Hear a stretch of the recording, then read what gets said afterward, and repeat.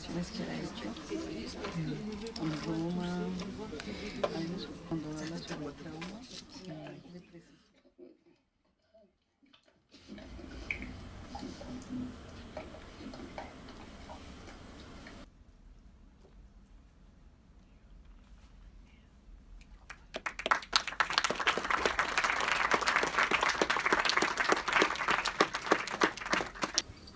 Ça fait vraiment découvrir un monde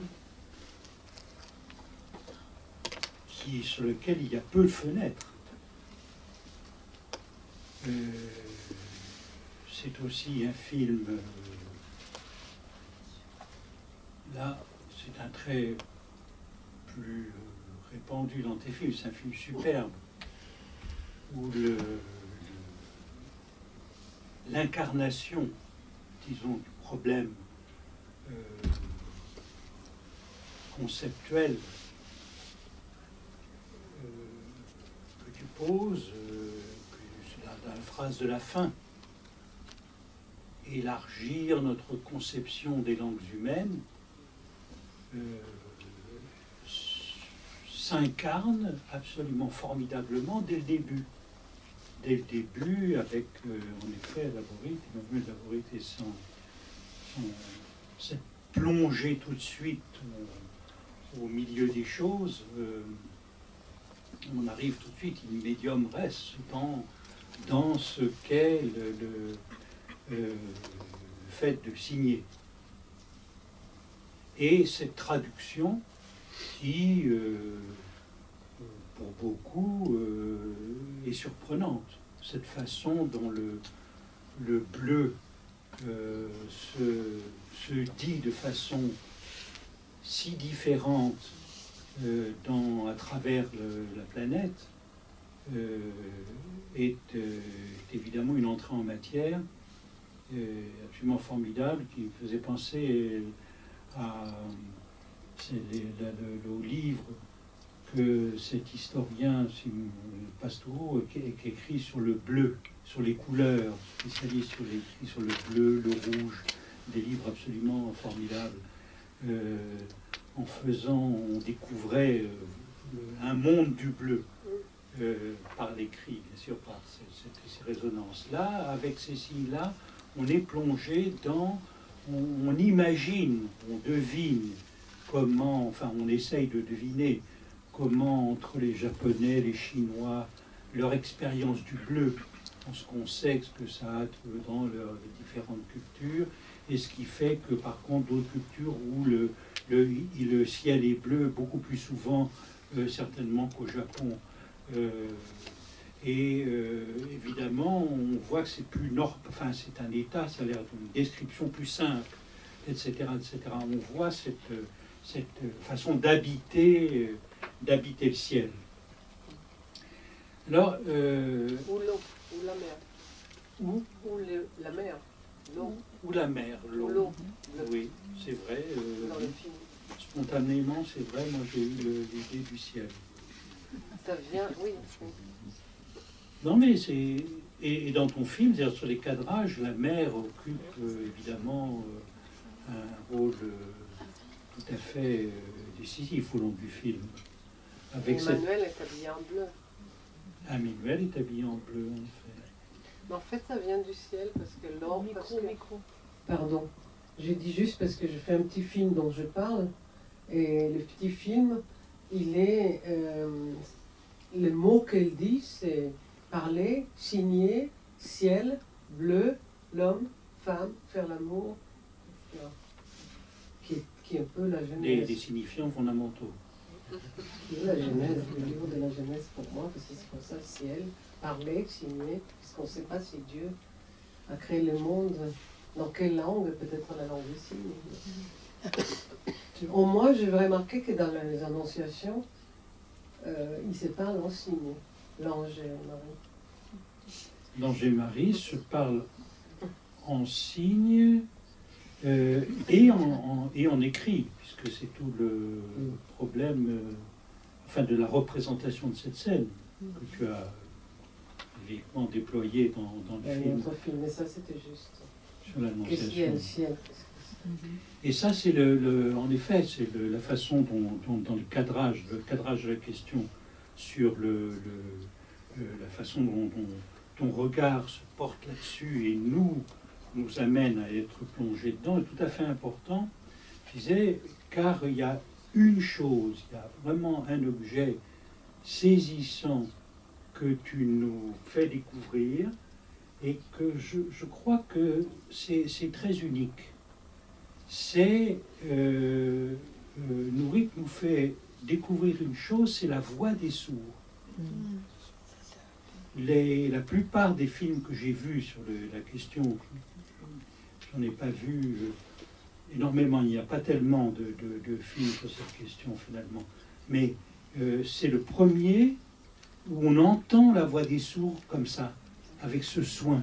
Je peux en dire quelque chose? Oui, je voudrais savoir comment toi tu as rencontré ça. Il y a plusieurs choses qui me viennent. Déjà, Gall, quand il parle avec sa grand-mère, il dit que de l'autre pièce, il a entendu leur voix. Il n'a pas dit, et c'est ça qui a fait que... Donc on lit la scène originaire, mais le voit, parce qu'il est dans l'autre pièce. C'est extraordinaire qu'il dise ça, puisqu'il pourrait dire lorsque je t'ai entendu parler, mamie, etc. Non, il dit bien, c'est avec son grand geste, tous, il venait, il est très, comme il dit, lui, il parle une langue dynamique, sexy et tout ça. Il est extrêmement... et donc, quand il dit, il entendait la voix. On imagine... Parce que d'habitude, on parle de cette scène, des parents, qu'est-ce qu'ils se disent dans l'autre pièce. Là. Mais moi, c'était une décision vraiment au départ de ne pas remplacer la voix de sourd par le traducteur. Hein. Ça, c'était une décision. Et par l'interprète. Et cette décision, c'était clair pour moi, pour entendre le son. Mais ça voulait dire que quand je tournais, je ne savais pas ce qu'ils disent parce que je n'avais pas l'interprète. Donc, au moment au moment de la scène, et je montre le dispositif après, hein, parce qu'il y a un moment où Gall et Debbie sont devant un ordinateur et en train de traduire la scène qu'on vient de voir. Donc il fallait chaque fois que je traduis, qu'il traduit la scène que je viens de tourner, où je n'ai pas compris, parce que je n'avais pas un interprète dans la pièce. Et ça, c'était une décision prise au départ. Parce qu'il fallait vraiment, j'ai pensé longtemps comment je vais fonctionner. Donc, et je voulais absolument avoir le son. Et je dois dire là qu'on a travaillé, c'est ce qui était travaillé le plus dans ce film, c'est le son. C'est ça. On a passé 10 jours en studio, 10 jours, hein, à travailler le son. C'est ça, c'est spécialement... Et je suis très contente que je relève ça. Frappant. Et alors, le dispositif aussi, tu nous fais partager avec les iPads qui circulent, effectivement, où on est pris dans le champ, on voit la chose se faire, et l'iPad qui vient et qui renvoie et qui est utilisé dans la famille pour soutenir la conversation. Alors, il y a la voix des sourds, qui est un objet incroyable, quand même. J'ai envie de faire une opéra avec. Oui. Oui. Quoi? Un opéra. Oui, il y a quelque chose. C'est un objet. C'est à la fois, d'ailleurs, c'est un objet inquiétant. C'est un objet inquiétant. C'est à la fois, on le perçoit et en même temps, c'est ce que je disais. La première réaction, c'est à la fois fascinant et étrange et très. Je comprends qu'au début, mais je crois qu'au fur et à mesure du film, on s'habitue. C'est-à-dire que l'impression qu'on a au début, au fur et à mesure, on s'habitue. Mais moi, je me suis complètement habituée. C'est-à-dire que c'était plus aussi étrange que c'était à la première fois. Oui, mais on peut dire aussi on s'habitue, on peut dire aussi on approfondit l'étrangeté. Si tu veux, c'est-à-dire que je dirais que... on peut dire que ça devient plus familier, mais en même temps que ça devient plus familier, ça devient aussi plus étrange. Parce qu'on voit que c'est tout le temps là, que c'est cette sonorisation particulière est tout le temps là. Il y a une chose qui me paraît aussi, je crois, unique dans le film, c'est les conversations mère-fille. Il y a la conversation de Gall avec sa grand-mère, Gall Aviva, qui est évidemment absolument frappantes. Mais alors, les conversations mère-fille, ça c'est quelque chose. Le caractère, à la fois la tendresse, la complicité, l'enveloppement, l'attention. Et il faut bien dire qu'elle est... c'est une actrice qui montre à sa petite fille, enfin ton actrice, c'est pas ton actrice, elle est devenue... et quand elle montre à sa petite fille, le film a 10 mois, 1 an. D'abord, elle est craquante, elle est extrêmement mignonne, cette petite fille, et très charmante, et par ailleurs, cette vivacité. Et c'est la mère qui montre le film, et il y a le père qui est là, qui lui-même est visiblement ravi de son enfant. Et donc la circulation comme ça de comment on apprend donne un caractère très... Et la grand-mère. Hein. Et dans la génération mère-fille, la conversation avec la grand-mère, qui elle, on voit, n'est pas prise dans ce bain, n'a pas été prise comme la petite fille dans ce bain de sécurité, d'échange, d'amour qui l'entoure, elle qui est arrivée, et avec la question que posent l'un et l'autre, oui, c'est où sont les sourds? Première chose, pour retrouver un semblable, cette question sur où sont les sourds? Et la façon de refaire communauté, et cette communauté sur le signe, c'est très... cette communauté qui va inventer la langue des signes israélienne, qui n'existe pas au départ. Ça, c'est l'aspect, j'ai reconnu le prof que j'avais en Allemagne, oui, ça c'est l'aspect Tel Aviv. Et ce que je trouve aussi, et alors, il y a ces conversations intimes, intergénérationnelles, qui est assez, vraiment, c'est cueillir quelque chose aussi de très inédit. Et puis, il y a le mélange des niveaux de langage, depuis la conversation la plus intime jusqu'au laboratoire de langue que tu détectes avec formidable. Dans tous tes films, il y a un laboratoire de langue extraordinaire, des linguistes absolument saisissantes qui parlent de leur objet avec... on voit que c'est l'éducation d'une vie. C'est vraiment un rapport avec les linguistes. Avec les langues. Oui, oui. Et alors les endroits... Là, je ne peux pas ne pas dire, je dois le dire encore, parce que vraiment aujourd'hui c'est la journée, que Irit, la première qu'on voit dans le film, elle est morte il y a 1 mois. C'est pas vrai. Donc on est, je dis que... Non mais je veux dire, c'est... Oui, c'est qu'elle voulait venir à la première. Elle m'a écrit 1 semaine avant qu'elle ne pourra pas y venir, mais que je vais lui raconter comment c'était. Je n'ai pas pu même raconter parce que je suis... Merci. Mais au moins elle est là. Voilà. Ouais. Et alors on a cette... je trouve le mélange de ces niveaux et des lieux qui alternent en effet, laboratoire universitaire, Berlin, Kfar Kassim, tout ça, Berlin et Kfar Kassim réunis, c'est entre la bohème berlinoise et la bohème Kfar Kassim, ça fait étrange. Et même Daniel qui est allemand, n'est-ce pas? Oui. Il est né en Pologne, sa mère est polonaise, son père congolais. Ah, Et, non, parce que ça va aussi, on va. Et oui, et ils sont venus en Allemagne parce que l'école de sourds sont meilleures qu'en Pologne. Puisqu'on y est. Mais oui, c'est... Et puis on commence quand même par Emmanuel et les selfies qui étaient envoyés par le Japon, la Chine, etc. pour qu'elle apprenne à signer dans toutes les langues.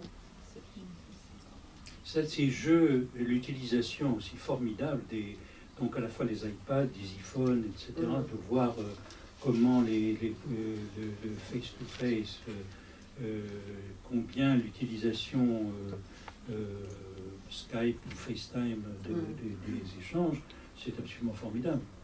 Ça remplace les fenêtres. Les films précédents. Oui. Mais c'est des petites fenêtres. Mais ça, c'est en rapport, oui, aux fenêtres, à l'invention des fenêtres. Fait la matérialisation des cadrages, la matérialisation de la fenêtre comme une chose fondamentale. Et là, je me disais, ton film, je trouve qu'il faudrait le montrer dans toutes les écoles de psychanalyse et dans tous ceux qui pourront avoir de s'occuper de l'approche, disons de l'approche, du traitement des enfants qui ont des difficultés avec la parole. De l'autisme, oui, l'autisme et pas seulement. Mais eux n'ont pas de difficultés avec la parole. Justement, mais... Parce que justement, je crois que les sourds, ils n'ont pas de difficultés avec le langage. S'ils commencent s'ils parlent en langue des signes dès le début, ils n'ont pas de problème avec le langage. Ils n'ont pas de problème avec le langage, mais il y a des sourds autistes. Oui, ça, ils sont autistes. Il y a des sourds autistes, il y a des sourds qui peuvent être aussi sourds et psychotiques. Il y a des gens qui peuvent être sourds et névrosés. Et, mais en soi, juste pour dire en soi, eux, ils n'ont pas un problème avec le langage. Ils ont un langage s'ils apprennent depuis le début. Le problème, c'est nous qui... C'est nous, parce que moi, quand je suis avec eux, c'est moi qui ne sais pas parler. Donc... D'accord, mais disons... Le problème, c'est qu'ils attendent pas. Ils ont le même ennui avec le langage que nous.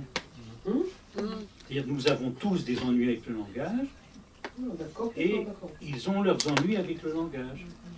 Mais dans ce sens-là, et effectivement, mais si tu veux, c'est là où l'utilisation qu'ils font, originale, pour le montage de tous ces écrans, et les communications beaucoup plus, disons, sophistiquées que le selfie qu'utilisent, disons, les gens dans notre monde, les gens qui ont un rapport normé au langage ou qui est à l'audition, utilisent le selfie pour faire des tas de choses.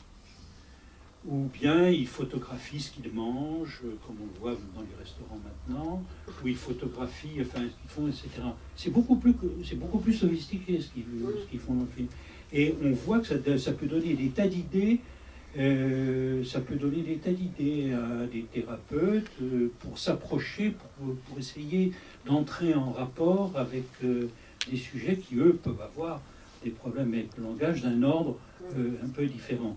J'ai entendu dire que justement certains autistes qui ont eu affaire avec la langue des signes, c'est-à-dire ils pouvaient dire des choses qu'ils ne pouvaient pas autrement. Et même d'autres, je l'ai lu, que des enfants qui avaient des problèmes avec le langage, eux, je crois que je l'ai lu même chez Dolto, mais même après, c'est que quand ils sont passés par la langue des signes, des enfants attendants, quand ils sont passés par la langue des signes, ils ont retrouvé un autre rapport au langage. Tout ça, ça me paraît tout à fait profond. Et que c'est une des choses, l'approfondissement de l'Unheimlich des choses, ça doit passer aussi par ça. On doit pouvoir donner cette idée disons, de se rapprocher des questions que pose la langue des signes. Alors, il y a aussi fait même, c'est-à-dire juste savoir qu'il y a toutes ces langues en plus qu'on a tous, c'est ce que je dis, l'humanité entière. Et c'est ça qui était mon film, c'est dire waouh, il y a là des langues, beaucoup de langues qu'on passe à côté. Et que du coup, c'est vraiment, c'est la phrase de la fin. C'est si on prend conscience que ça fait partie de nous, de toute l'humanité, ça enrichit l'humanité pour moi. Et il y a dans cet enrichissement par la question de la langue des sourds, il y a une question à laquelle ton film touche aussi avec beaucoup de délicatesse. C'est ce conflit qu'a traversé tout le monde des sourds entre l'oralité, forcer d'apprendre à parler et à lire sur les lèvres, et la question de la référence directe à cette, comment va-t-on l'appeler, cette modalité du geste qu'est la langue des signes. Alors ça a été très loin. Il y a un livre qui est récent, qui est paru l'année dernière, d'un Américain, Gérard Shee, qui, lui, est malentendant. Il n'est pas tout à fait sourd. Mais enfin, il a fait un livre assez passionné, très documenté sur cette question, en montrant l'évolution à travers l'histoire, des balanciers toujours extraordinaires entre le moment où on forçait à parler et le moment où on laissait la langue des signes. Et avec les rencontres très inhabituelles, par exemple, on apprend dans son livre cette histoire à situer mieux l'histoire de Helen Keller. En général, quand les gens ont vu Miracle en Alabama, quand on s'intéresse à ces questions. Or, le cas d'Helen Keller est tout sauf simple. En fait, d'ailleurs, elle aussi, c'est le cinquantenaire de sa mort. Elle est morte pas en mai, mais en juin 68. Et elle est morte très âgée. Elle était née en 1880. Et son cas a été utilisé, son cas qui probablement est un faux. Il y a beaucoup de choses dans l'autobiographie qu'elle a écrite, qui a été écrite par sa prof, Anne Sullivan, et qui elle-même a recopié. Shee montre ça très.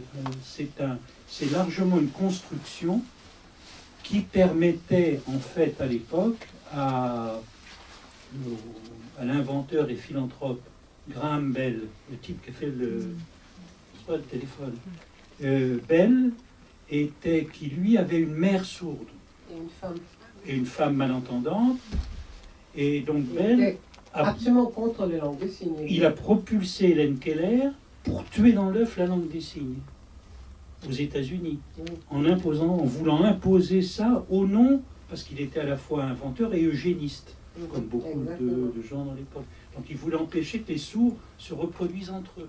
Donc il fallait les normaliser, de façon à ce qu'il n'y ait pas d'isolat sourd. Mais il a même cherché une machine pour qu'ils apprennent à parler.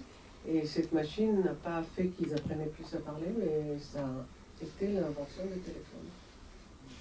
Donc voilà comment on invente les choses. Et Bell donc a beaucoup fait beaucoup nuit à la langue des sourds. Et c'est frappant, c'est la langue des sourds est revenue aux États-Unis par un Américain qui a voyagé en France. Et c'est en rendant visite à l'Institut Saint-Jacques, et où la langue des sourds s'est toujours transmise depuis 1755 à la baie de l'Épée, et les Lumières, etc.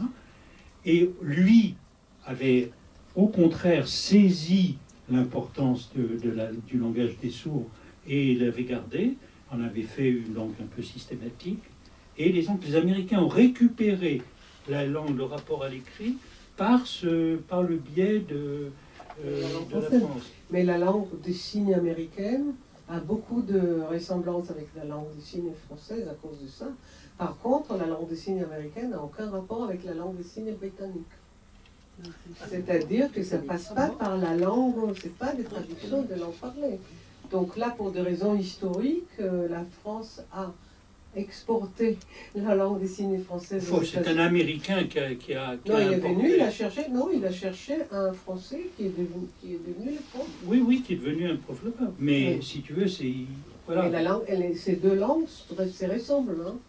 C'est-à-dire qu'il y a beaucoup de ressemblances entre la langue des signes française et la langue des signes américaine. Mais des ressemblances qu'il n'y a pas entre l'américaine et la britannique. Il n'y a pas du tout. Hein. Et d'ailleurs, le meilleur prof qu'ils ont importé, je crois qu'il venait de la Guadeloupe. Enfin, pour les échanges, si je puis dire, américano.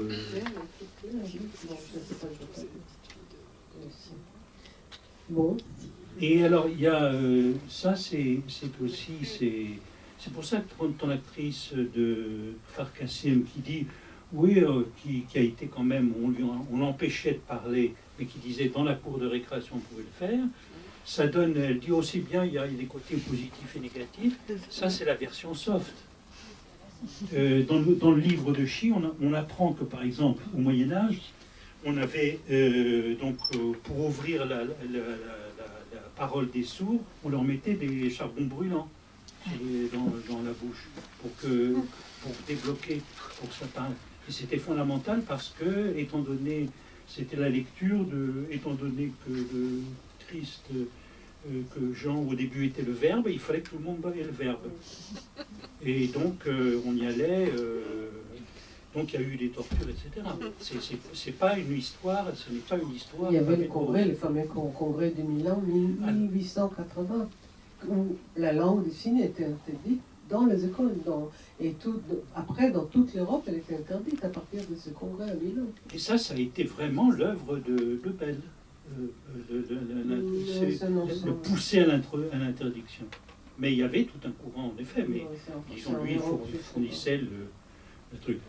Alors, il y a beaucoup de choses aussi à faire, mais il y a un point sur lequel je voulais simplement ajouter, c'est pas dans le film, mais c'est dans le dossier quand tu présentes le film. Tu dis, Lacan a dit qu'il y a la vocalisation qu'une fois en 63. Une phrase formidable qu'il a dit. Hein? Il a dit une phrase formidable. Mais il en a dit d'autres. Oui, il en a dit d'autres. Parce que 63, c'est dans le séminaire sur l'angoisse. Où en effet, la phrase, c'est le langage n'est pas vocalisation. Il dit, il y a d'autres voies que la vocalisation pour recevoir le langage n'est pas vocalisation, regardez le sourd. Voilà. Mais si tu veux, Lacan, dès le début de son enseignement, 10 ans avant, séminaire sur l'angoisse, c'est la leçon est... Là, c'était 63, donc l'autre... elle était en 54, dans son premier séminaire. La fin du premier séminaire, donc, il fait lire Saint-Augustin. Donc, le traité qui s'appelle Du Maître, des magistrats, qui est un dialogue extraordinaire entre Saint-Augustin et son fils. Le fils, 17 ans, déjà un petit génie. Malheureusement, il est mort à 19 ans. Et Augustin écrit à 19 ans, c'est en même temps un tombeau pour son fils. Et c'est un traité sur qu'est-ce que parler. Et dans ce traité, dans qu'est-ce que parler, Augustin fait référence au dialogue de sourds. Il dit exactement, n'as-tu jamais vu des hommes soutenir une conversation par geste avec les sourds, et les sourds eux-mêmes questionner, répondre, enseigner, indiquer, sinon tout ce qu'ils veulent, du moins assurément presque tout.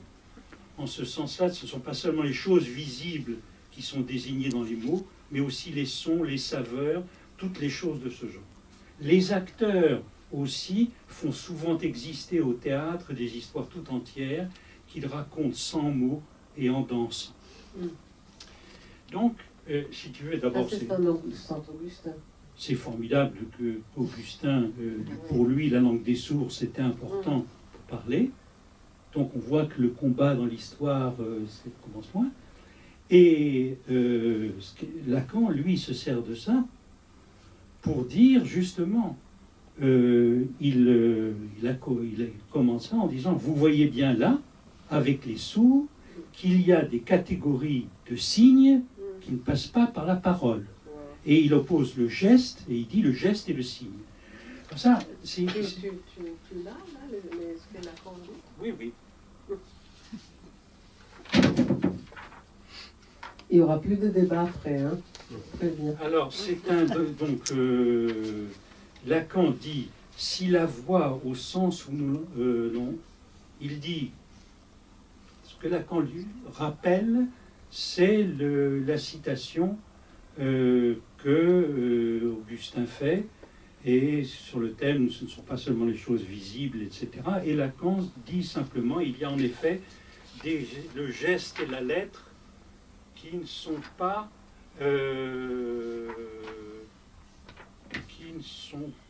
pas vocaliser. Alors, là, j'ai malheureusement, dans mes citations, j'ai foutu un truc.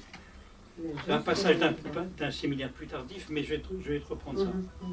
Il dit aussi, dans le séminaire sur les psychoses, le séminaire 3, il dit c'est plus simple si nous pensons au sourd-muet, qui est susceptible de recevoir un discours par des signes visuels donnés au moyen des doigts, selon l'alphabet sourd-muet. Et là, il dit alphabet sourd-muet. C'est approximatif, à ton film, on voit que c'est plus compliqué. Mais, si le sourd-muet est fasciné par les jolies mains de son interlocuteur, il n'enregistre pas le discours.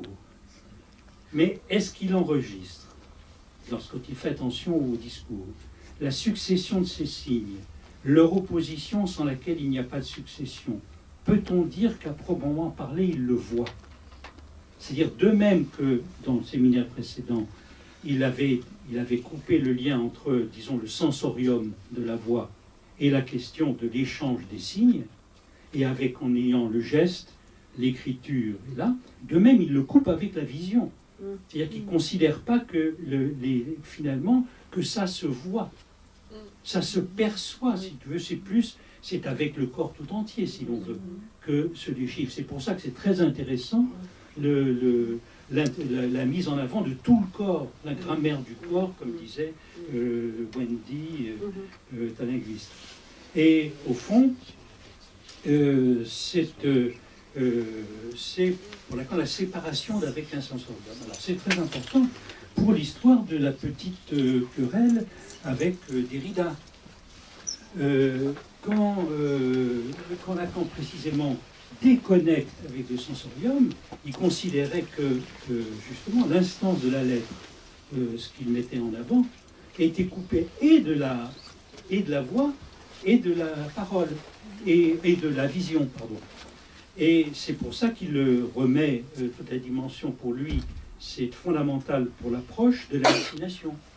La voix aphonique de l'hallucination est une voix, mais non pas du tout une voix déductible de la phoné. C'est une voix qui inclut, si on veut, le geste, l'écriture. C'est une voix qui a lieu, si on veut, dans le corps. C'est très important dans la petite querelle. C'est pour ça qu'il en voulait un petit peu à Derrida de ne pas avoir trouvé que... parce que c'est quand même le 54, 56, c'était avant les critiques portées à, disons, à la phonétique lévi-straussienne. Mais plus, disons, de façon plus profonde, c'est qu'il y a chez Lacan la volonté de dégager dans le signe. Qu'est-ce qui fait que dans le signe, il y a des choses qui ne passent pas, qui ne sont pas des choses qui passent par la parole et la phonée. Donc, le geste,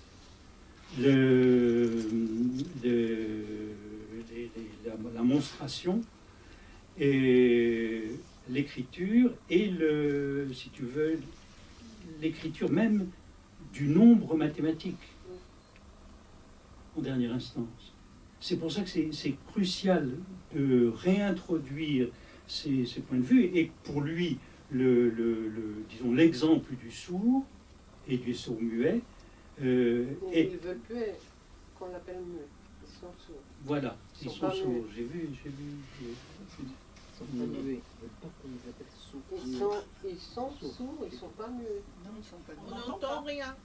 Et, oui, comparaison. Je dis qu'ils sont sourds, mais ils ne sont pas muets. Et eux, ils tiennent qu'on ne les appelle pas surmuets, qu'on les appelle sourds, et même revendiquent avec un grand S. Hein.